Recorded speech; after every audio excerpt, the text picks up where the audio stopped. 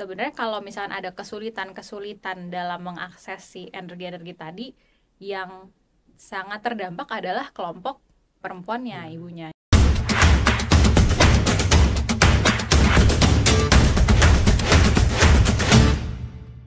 Oke, kita ada games ya Bu ya. Jadi gamesnya ini namanya jawab cepat. Jadi syaratnya itu setiap pertanyaan itu harus dijawab under dari 3 detik.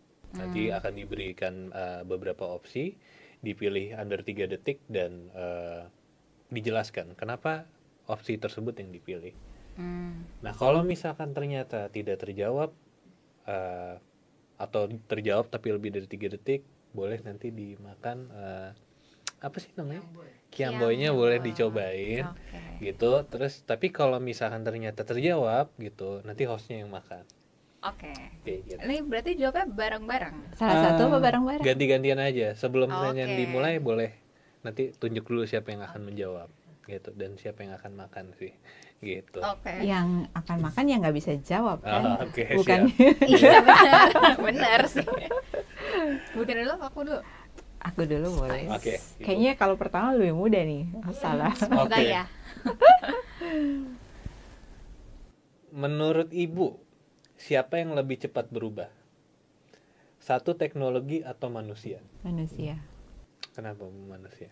Karena manusia bisa dijelaskan, bisa diberi pengetahuan sehingga lebih mudah untuk menerima teknologi itu sendiri. Oke, siap. Baru pertama udah gue yang makan ya. Oke, kayaknya yang mana ya? Yang kecil kan buat Ibu ya. Dari baunya aja aku nggak suka, jadi aku harus bisa menjawab. Mantap ya, Mas. Asin. Oh, asin. Bukan asam ya? Ada asamnya juga, tapi lebih ke asin. Boleh minum dulu nggak? Nano-nano gitu kayaknya dia tuh. Baunya lucu ya. Botolan aja. Kayak minum obat no. Iya. Oke, pertanyaan nomor 2. Siapa yang mau jawab? Gantian. Saya. Oke. Lebih pilih 1 minggu tanpa listrik atau 1 minggu tanpa sinyal? 1 minggu tanpa sinyal. Kenapa? Karena saya udah pernah beberapa hari tanpa sinyal dan kayak bisa-bisa aja terlewati. Jadi kayaknya nambah beberapa hari sampai jadi 1 minggu nggak apa-apa. Gitu. Oh gitu. Jadi 1 minggu tanpa sinyal. Iya, betul. Nih, ini Iva buat pertanyaannya kurang greget nih. Kurang mikir-mikir gitu.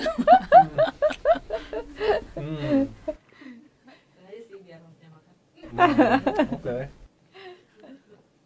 Ya, ini garamnya banyak banget yang ini. Oh, nggak seragam dia. Aduh, kalau masnya muntah di sini gimana nih? Enggak, no. Dikat lagi. Aman. Oke, selanjutnya siapa yang bakal jawab nih? Iya, boleh aku deh. Oke. Lebih penting mana, teknologi canggih atau edukasi yang merata? Edukasi yang merata. Kenapa? Ya, kalau edukasinya merata, teknologi itu akan dengan sendirinya akan terimplementasi dengan edukasi yang merata itu sih kalau menurutku.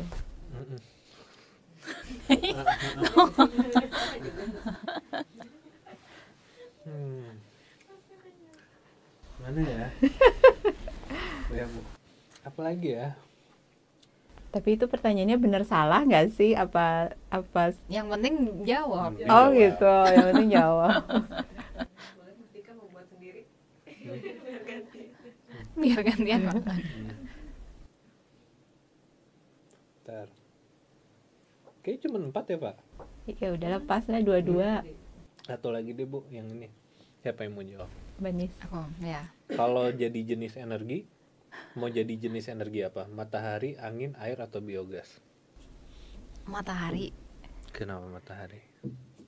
Sebenarnya nggak ada hubungannya sama energinya, tapi saya suka bunga matahari. Oh gitu. Ini karena mentang-mentang bisa jawab doang. Oke, paling itu aja sih pertanyaannya. Menurut Rumah Energi, kenapa kalangan masyarakat yang terutama yang ada di daerah terpencil itu merupakan target yang priority target gitu Nah, mungkin bisa diterangin nggak ke teman-teman yang penonton ini, kenapa jadi target utama untuk program-programnya? Apa sih landasannya itu apa sih? Kayak gitu. Kenapa mereka? Kita kan juga bekerja itu konteksnya membuat masyarakat berdaya lenting karena ada si perubahan iklim ini kan. Jadi dengan aksi-aksi iklim itu mitigasi ataupun adaptasi. Dan perubahan iklim ini kan nggak kenal alamat ya, kita yang di kota kena merasakan dampaknya. Apalagi yang di daerah terpencil atau remote gitu ya. Kenapa saya bilang apalagi? Karena pasti akses terhadap informasi, akses terhadap pengetahuan untuk better decision making, untuk alternatif-alternatif lain yang bisa mereka lakukan gitu ya, itu pasti berbeda dengan kemampuan kita yang ada di yang lebih terbuka terhadap akses informasi lah gitu. Jadi itu yang menjadikan teman-teman di tapak dan di pedesaan atau daerah remote itu ya masyarakat rentan yang harus diperhatikan juga gitu ya. Ada nggak gambaran case khusus yang mungkin emang sebuah cerita yang mungkin bisa diceritain ke teman-teman Energy Bar Podcast ini, kayak gimana sih apa ya, bisa dibilang visual ceritanya tuh kayak gimana sih di daerah? Contoh ada satu story nggak yang memang bisa diceritain gitu? Mungkin saya bisa cerita dua ya. Yang paling banyak menggunakan kayu bakar, kebiasaan menggunakan kayu bakar untuk memasak tuh teman-teman di daerah timur kan, Indonesia Timur. Jadi itu ya karena kebutuhan memasak dan itu kegiatan yang sangat erat dengan kelompok perempuan, mama-mama dan juga anak perempuan. Jadi mereka yang harus mencari kayu bakar gitu kan. Semakin banyak lahan dibuka dan semakin banyak kayu yang diambil, mereka harus mencari lebih jauh dong gitu. Jadi itu ada tambahan waktu kerja lah untuk mereka ya, labor domestic work gitu. Jadi itu yang berubah setelah ada biogas gitu. Jadi memasak jadi lebih mudah karena mereka tinggal mengumpulkan dari kandangnya atau area ternaknya gitu ya. Tergantung dari cara mereka beternak biasanya sih. Ada yang memang punya kandang-kandang, ada yang tidak gitu. Dan mereka tinggal memproses itu aja gitu. Jadi tambahan pekerjaannya enggak sebanyak jika mereka harus tadi ya mencari kayu bakar. Terus mungkin saya juga ada cerita di Sumatera juga. Itu sebenarnya udah lebih sudah lebih banyak yang menggunakan LPG di sana dibandingkan kalau tadi cerita yang dari timur. Tapi untuk rumah tangga yang lansia itu ada beberapa yang memang sangat suka pakai kayu bakar gitu. Jadi itu juga satu tantangan tertentu gitu ya. Sebenarnya bukan karena budaya lingkungan mereka seperti itu, tapi mungkin karena cara edukasi yang perlu agak berbeda nih dengan segmen masyarakat, kelompok masyarakat ya, yang ternyata harus ada intervensi yang berbeda untuk kelompok yang lansia, untuk yang kelompok yang produktif gitu. Itu yang akhirnya jadi sangat-sangat balik lagi jadi lebih mudah gitu sebenarnya dengan adanya si biogas. Oke. Nah, ini masih bicara tentang tadi ya mungkin tantangan ataupun rintangan. Nah, kira-kira tantangan sama rintangan itu dari segi mengedukasi masyarakat gitu, paling banyak tuh di mana sih, dan bagaimana cara Rumah Energi ini menghadapi tantangan-tantangan tersebut, kayak misalkan perubahan perilaku dan lain, atau mungkin terkadang bentrok dengan adat atau kayak gimana. Nah, bagaimana sih Rumah Energi menanggapi hal tersebut gitu biasanya? Iya, mungkin nanti saling menambahkan. Kayaknya tadi sih sempat sudah disinggung ya, gitu. Maksudnya biasanya kan masyarakat itu dimanapun ya pasti kan butuh pembuktian gitu kan atas satu inovasi, satu teknologi atau satu intervensi yang mau kita lakukan gitu kan. Nah, tantangannya itu biasanya mereka sebenarnya udah punya informasi lebih awal gitu kan, atau entah itu punya trauma tertentu yang memang istilahnya misalnya nih contohnya kita memperkenalkan misalnya dulu kasusnya apa nih, misalnya kita mengajari mereka misalnya nih cara mengolah kotoran output dari yang si biogas tadi kan bisa untuk pupuk juga gitu kan. Nah pupuk itu tuh bisa lagi nih untuk dikembangkan jadi sumber energi sumber keekonomian baru gitu kan. Mereka bisa berjualan pupuk organik gitu atau menggunakan pupuk organik itu untuk lahan pertaniannya mereka, ladang mereka gitu kan. Nah terus kita mau ngajarin mereka untuk mengompos misalnya gitu kan dengan si pupuk organik itu harapannya menjadi pupuk organik. Tapi kalau mereka punya trauma, udah pernah diajarin kompos gitu kan, udah pernah tapi nggak berhasil gitu kan, gimana mangkrak apa segala macam gitu kan. Jadi kayak ada pernah pengalaman sebelumnya yang terbawa sehingga mereka sedikit skeptis gitu kan istilahnya untuk pengetahuan baru misalnya gitu. Nah itu tantangannya biasanya gimana kita bisa membuktikan bahwa pengetahuan baru yang kita perkenalkan sebenarnya masih bisa dicoba nih gitu, jangan nyerah dulu, jangan skeptis dulu gitu kan, seperti itu biasanya butuh waktu tuh didampingin gitu kan ya masyarakat atau petani peternak gitu kan. Kesabaran kita untuk istilahnya mengcoaching mereka sehingga mereka mau akhirnya mencoba dan membuktikan itu seninya lah istilahnya seperti itu. Nah biasanya memang rumah energi itu kuatnya di sana gitu kan. Kenapa kita kuat di masyarakat, karena memang kita ya mau sabar lah berproses dengan mereka seperti itu kan.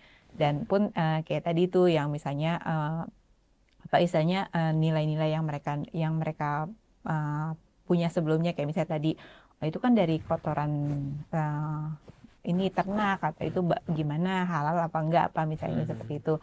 Nah kita caranya gimana nih, tantangan seperti itu ya kita melibatkan tokoh masyarakat gitu kan, kita jelaskan melalui perantara tokoh masyarakat itu, entah itu ulama atau tokoh masyarakat yang mereka memang segani gitu kan, untuk bantu menjelaskan gitu kan bahwa gini nih penjelasannya, dasarnya begini, akhirnya mereka perlahan menerima misalnya seperti itu. Oke, berarti emang rumah energi ini cukup konsisten dalam menggait masyarakat ke arah edukasi yang maksudnya yang harus terus berulang kan kayak gitu untuk ini kan ya. Iya. Dan gak banyak dari yang tadinya resisten skeptis, akhirnya mereka jadi istilahnya jadi promotor lah istilahnya, jadi ininya jadi justru jadi juru kampanyenya dari teknologi yang kita perkenalkan ke mereka. Yang awalnya mereka resisten atau skeptis tadi, mereka akhirnya malahan jadi mempromosikan tadi dari mulut ke mulut dan testimoninya baiklah istilahnya. Ya memang perlu pembuktian dari benefit apa aja sih yang memang mereka bisa dapat, apakah cuma sekedar pemakaian gas doang, apakah ada berlanjutan.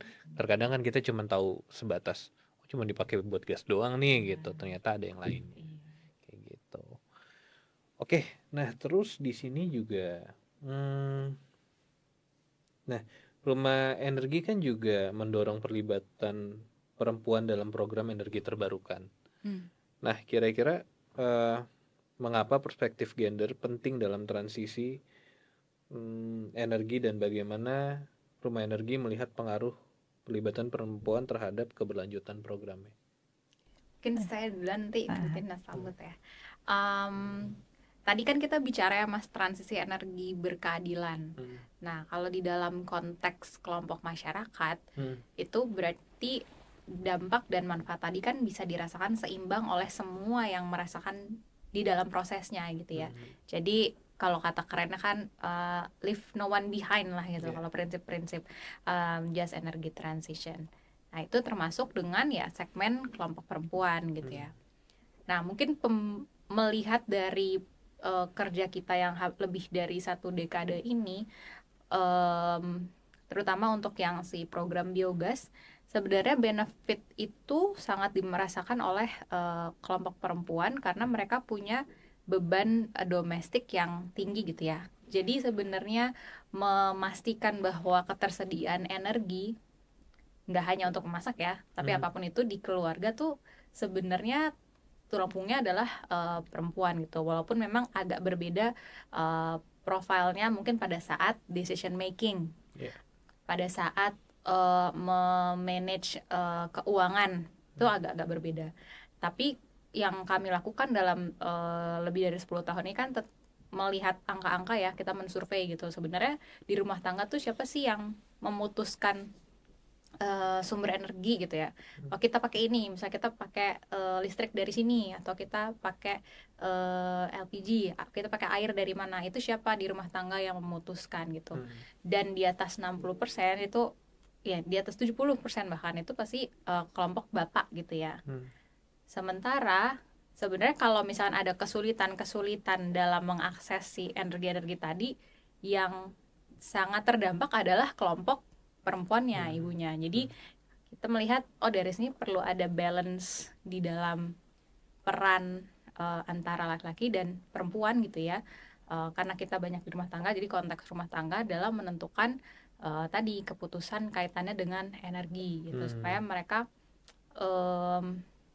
apa ya, jadi saling inilah berkolaborasi gitu lah ya.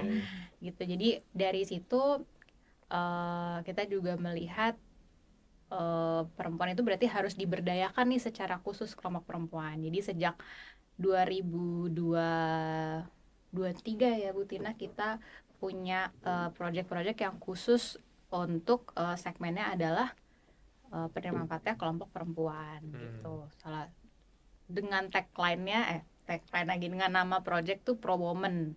Gitu. Ya. Waktu di 2018 bahkan. 2018 benar. Pro Woman yang pertama itu untuk women entrepreneurs. Jadi UMKM yang dimiliki oleh kelompok perempuan. Kemudian yang kedua itu Pro Woman untuk renewable energy. Jadi kelompok-kelompok petani kopi perempuan di NTB, di Lombok Tengah, itu kita dampingi, dan salah satu intervensi energi terbarukannya adalah inovasi tadi solar dryer. Nah, yang ketiga sekarang yang sedang dijalankan oleh tim Bu Tina di Pelabuhan Ratu di Sukabumi. Itu apa tuh Bu di Pelabuhan Ratu? Biogas juga?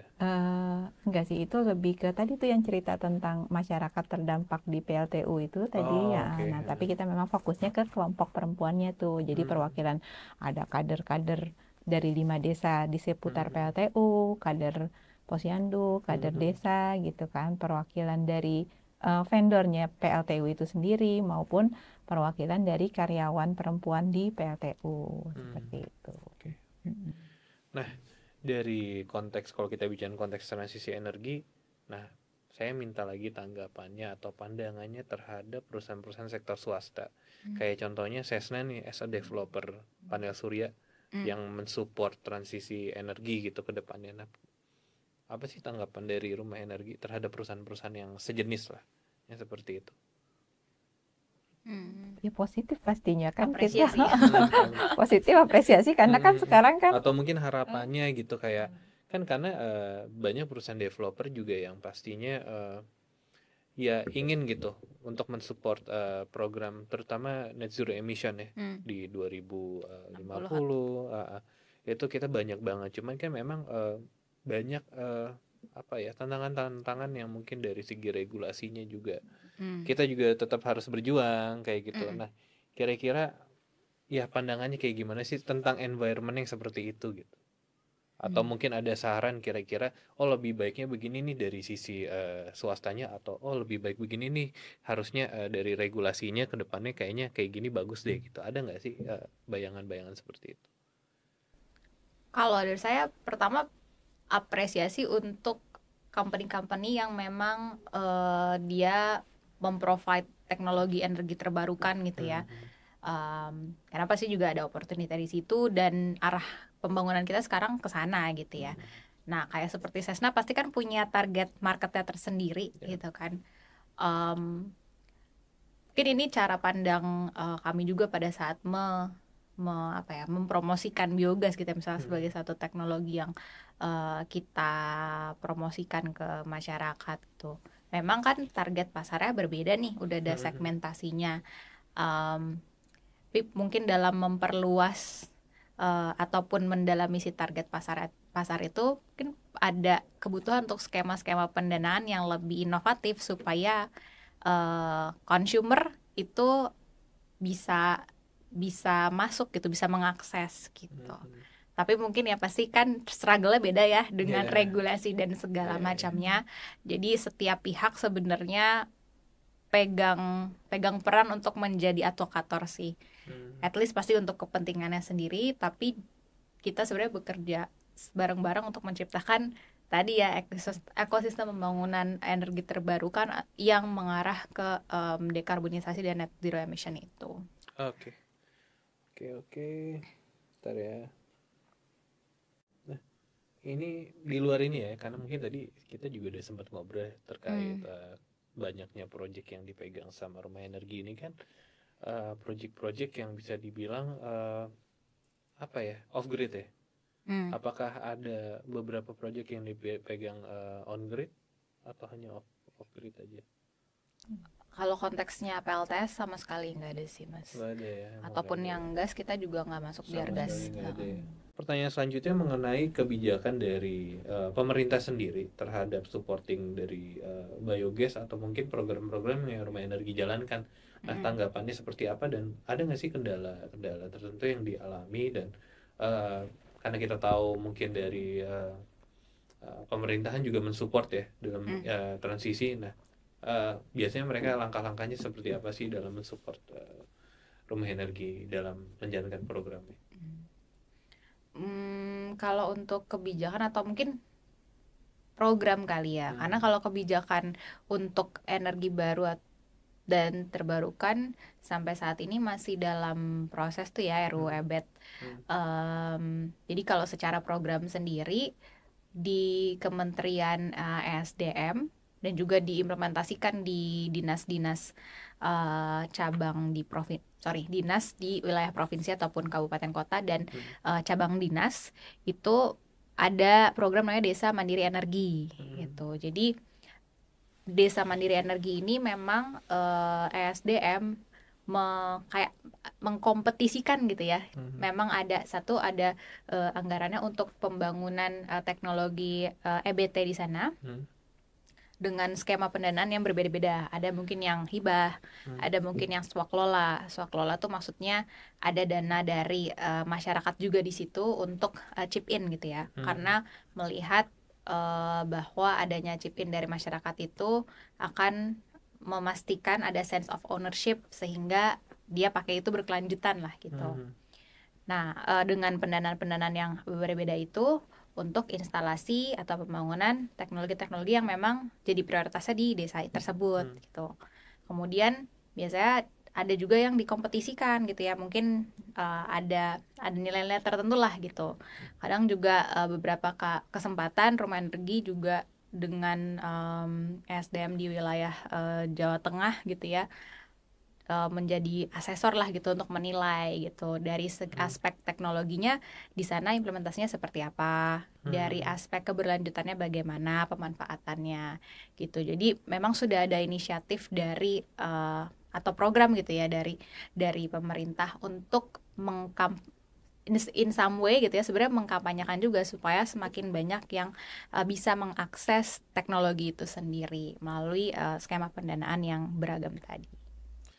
Oke, mungkin kita udah di penghujung nih. Pertanyaan terakhir yang mungkin banyak generasi muda yang mau in touch atau mau ikut berkontribusi terhadap transisi energi di Indonesia. Nah, ada nggak sih saran-saran buat generasi muda kira-kira bagaimana sih cara berkontribusi mulai dari awalnya, kira-kira dari tindakan kecil sampai mungkin apa sih yang possible mereka lakukan di saat mereka tuh masih awam mengenai transisi energi? Gitu. Ada nggak sarannya dari Rumah Energi? Iya, mungkin lebih ke aksi nyata kali ya. Kalau sekarang kan sebenarnya kan kalau kayak konten-konten terkait dengan gaya hidup yang lebih ramah lingkungan itu kan udah banyak tuh sebenarnya kalau kita secara algoritmanya juga udah banyak gitu kan ya. Nah cuma kadang kan kita lebih menganggap itu sebagai konten tapi belum melakukan sebagai aksi nyata gitu. Contohnya misalnya kayak isinya di masing-masing lingkup pribadinya lah gitu kan, gimana kita memilah sampah gitu kan, atau gimana kita pakai kendaraan umum demi misi mengurangi emisi gitu kan. Jadi kita mikirnya oh ya daripada kita pakai mobil pribadi dengan kondisi berarti ada hitung-hitungan mungkin udah sambil kita exercise sendiri, oh berarti nanti efek emisi karbonnya berapa nih gitu kan. Oh ya udah deh berarti gue naik kendaraan umum aja gitu kan. Dihitung pakai kalkulator jejak karbon gitu ya. Kan ada tuh kalkulator jejak karbon sekarang gitu kan. Jadi oh ya kemana-mana mendingan naik kendaraan umum aja, naik public transportation aja gitu. Lebih pada gerakan-gerakan nyata itu aja itu udah sesuatu banget gitu kan sebenarnya kalau misalnya kita mau lakukan gitu kan. Jadi nggak cuma berdasarkan teori-teori saja gitu kan. Pun kalau misalnya mau lebih diaksikan nyata lagi, misalnya kita bikin gerakan bersama apa gitu kan ya, itu lebih keren lagi sih kalau menurutku gitu. Kalau karena kan sekarang kan kayaknya teman-teman Gen Z itu atau teman-teman yang lebih muda kan emang senengnya kan mungkin beda ya kalau dulu aku atau generasiku ke milenial gitu kan kayaknya kan butuh sosok tuh. Kalau sekarang tokoh gitu ya. Kayaknya kalau sekarang Gen Z nggak butuh tokoh tuh gitu ya. Menjadi tokoh harusnya gitu kan. Justru dia yang harus menjadi aktornya gitu kan. Nah, itu sebenarnya lebih keren kalau ya udah lakukan aksi nyata aja sebisa mungkin, mau dari milah sampah, dari ngompos di dapur masing-masing kah gitu kan. Dari mulai naik angkutan umum kah atau dari apa seperti itu. Kalau menurutku ya. Dari Gen Z sekarang, dari Gen Z. Boleh. Mungkin kalau Mbak Gen Z. Mungkin kalau dari kita di era digitalisasi yang sangat cepat ini sebenarnya langkah awalnya adalah bijak mengkonsumsi konten ya. Karena dari situ yang membentuk cara pikir kita dan supaya kita lebih sensitif dengan realita yang ada di sekitar sih sebenarnya. Bahwa perubahan iklim itu terjadi tadi tanpa alamat gitu ya, dan itu terjadi untuk siapa saja, nggak tanpa terkecuali gitu ya. Apalagi yang sekarang umurnya masih muda gitu kan, apakah pengen hidup lebih panjang lagi atau enggak nih? Dan pada saat kita punya kesempatan hidup sampai usia lansia mungkin ya, keadaan buminya kayak apa sih yang mau kita hidupi gitu? Apakah sekarang aja udah nggak tahan panas tuh ya kayaknya, tadi mataharinya kenceng banget gitu ya, udah bikin pusing gitu. Nah itu kan sebenarnya hal-hal kecil yang harus kita sadari gitu. Jadi melihat apa realitanya di lingkungan luar, tapi juga kita mengisi gelas ilmu kita dengan sesuatu yang bermanfaat gitu ya. Jadi perbanyaklah konsumsi konten-konten yang tadi membantu ya untuk kita tahu mau aksi nyata apa sih yang bisa kita pilih dan lakukan gitu. Oke.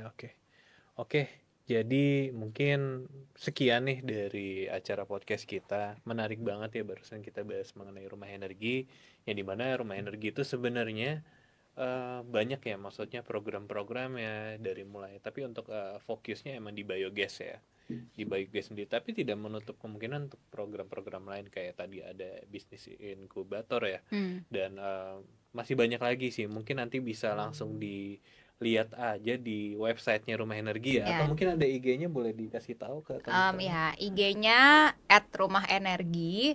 Kalau websitenya www.rumahenergi.org. Mungkin dari Mbak sama Ibunya ada nggak sih closing statement yang bisa disampaikan ke teman-teman? Boleh banget loh.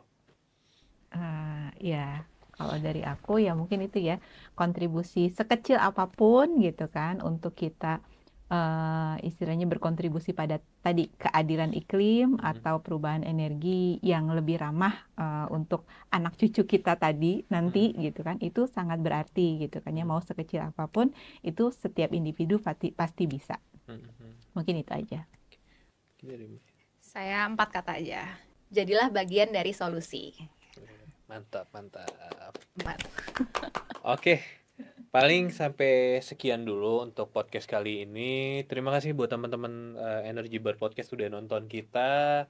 Sekian, kami tutup. Bye-bye.